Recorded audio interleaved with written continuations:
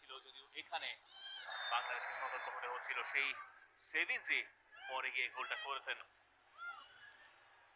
সেটার সূচনা হয়েছিল একটা সেট পিস থেকে।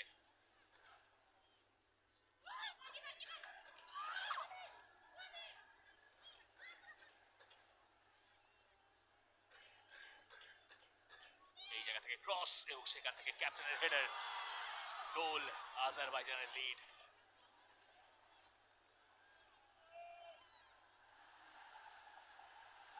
বাংলাদেশের পর জবাব দেওয়ার চেষ্টায় মনিকা চাকমার এই শট ঠেকিয়ে দিয়েছিলেন শরীফাবা, আজারবাইজান গোলকিপার।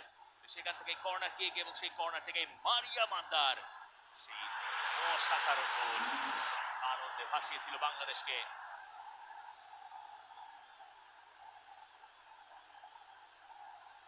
এক একে সমতায় থেকে মাঠ ছাড়ে এরপর দুই দল।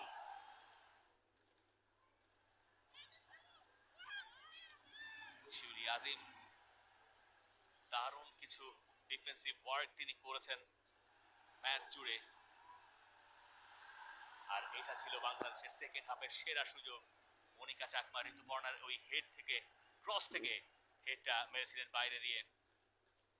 লং থ্রো হাত ফসকে বেরিয়ে গিয়েছিল রূপনা চাকমার, কিন্তু রূপনা শেষ পর্যন্ত আর বিপদ হতে দেননি। শিউলির আরো একটা গোল সেভিং ক্লিয়ারেন্স।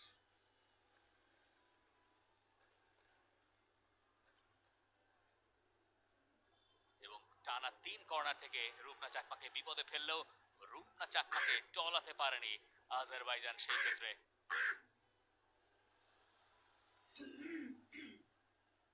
তবে এই জায়গায় বাংলাদেশের কপাটা পড়ে, যখন বাঁদিকে ফাঁকা জায়গা কাজে লাগিয়ে যে ক্রসটা এসেছিল, সেখান থেকেই পা ছুঁয়ে চমৎকার ফিনিশিং এ গোলটা করে বসেন আজারবাইজানের ফুটবলার ইজারা।